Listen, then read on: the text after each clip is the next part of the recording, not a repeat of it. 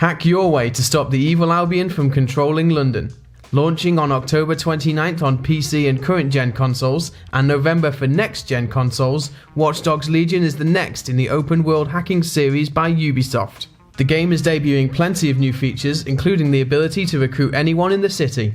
It's looking at being the most dynamic Watch Dogs game to date, and has plenty of interest with over 2.4 million views on the cinematic trailer. There's no need to hack anyone to get the lowdown on the game though, we're going to tell you everything you need to know.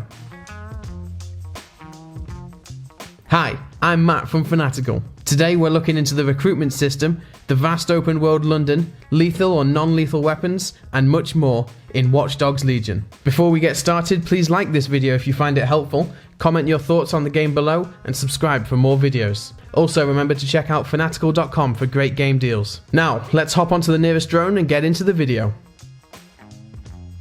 You will join the infamous hacker group DedSec seen in previous Watch Dog games. The group is back with their London branch to try and liberate the city from the military group Albion. The story starts with a group called Zero Day looking to blow up the Houses of Parliament. Now that sounds familiar, doesn't it, Guy Fawkes? The hacking organisation gets blamed for the bombing and they're forced to go underground due to Albion locking down London. Headed by CEO Nigel Cass, Albion have access to the city's Central Operating System, or CTOS for short, making the city a surveillance state where citizens are constantly monitored. After initially being driven underground by the company, DedSec are back to stop Albion and bring normality back to the capital of England. If you think Albion are all you're up against, then you're wrong. You'll also be coming into contact with the head of a London-based crime syndicate, looking to take advantage of the situation to make more money from the dark web. Mary Kelly is not a nice customer as she sells people and isn't afraid to engage in violence. This may all sound like one story, but it's actually 5. Legion will have shorter stories than the previous games in the series, but this totals over 60 missions to play. And there's a familiar face in the game if you're a grind fan like I am. London-born artist Stormzy will have his own mission. The motion-captured rapper's mission will be called Fall on My Enemies, and it's based on lyrics from his track Rainfall. However, it's not yet confirmed if the 27-year-old will be playable in the game. I've mentioned London a lot already, but what's it going to look like? Well, Ubisoft have done a terrific job recreating the city, with all of the famous landmarks there to explore in the open world map. However, this post-Brexit interpretation of the home of Big Ben is very dystopian thanks to the changes made by Albion.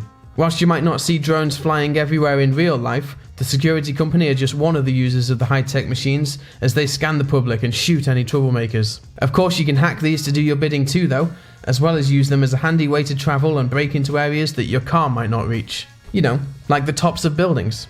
It's not just Brexit that's already happened in this timeline though. Scotland's also independent of the UK in this version of events. On that note, before we get too controversial, let's move on to recruitment. One of the biggest features of the game is the recruitment of new DedSec members. In the game there's no main character, instead you recruit anyone off the streets, by doing quests to improve their relationship with existing members of the group. It's not just who you'd expect that can join DedSec though. We've seen a rather handy grandma bringing her take of violence to the city, plus an activist that has a host of cool weapons that you can utilise to complete the missions. These can all hack traffic lights, vehicles, and many other things in the game. Because why else would you join a hacker group? All of the Londoners you can recruit are going to have special stats and abilities. An ex-Albion member might be able to get themselves into more places without resorting to breaking people's necks, and a construction worker has their own cargo drone. The game isn't just regular folks either. You can recruit a futuristic beekeeper who reminds me a bit of Batman as she controls the bees to stun enemies. Not every ability is positive though. There's a hitman with hiccups that's going to give away his location, while another character might just die randomly. But that doesn't sound too bad as they could just respawn, right? Well, not really, as they don't. Watch Dogs Legion has permadeath for the characters, so if your character dies you best get recruiting new ones. Customization is a big part of the game with the option to customize looks, weapons and abilities. There's an enforcer who's combat focused with lots of explosive options, whereas if you're more of a stealthy player, you might want to put the infiltrator class on your characters. The most notable ability of this one is to gain cloaking abilities, but you can also get others such as suppressors for SMGs. The last class is the most obvious one, the hacker. Hackers are more attuned to using drones to do their work. The one we've seen the most of is the creepy but very useful spider bot. This small but fast drone may be missing a few legs as it only has 6 in total. But don't let this fool you, it can take down enemies and complete missions without the need to even step inside the building. And I'm never going to get over how good that takedown animation is. I've already mentioned the spider bot, but in typical Watch Dogs fashion there are a variety of weapons to use. Some are low tech like the good old fashioned wrench, whereas others are a bit more high-tech, like the shock drone. If you're planning on doing a no-kill run, then you can choose non-lethal options. According to Ubisoft, half of the game's weapons are non-lethal, with the stun gun making a return, as well as a baton for a stereotypical British policeman weapon. Who you pick and the weapons you choose to use will allow you to complete missions in different ways. In the gameplay trailer, we've seen how to tackle a mission in the Tower of London using 3 different types of characters, and the devs are promising hundreds of other ways to finish the game. You don't have to tackle Albion alone though. Legion will contain 4-player co-op.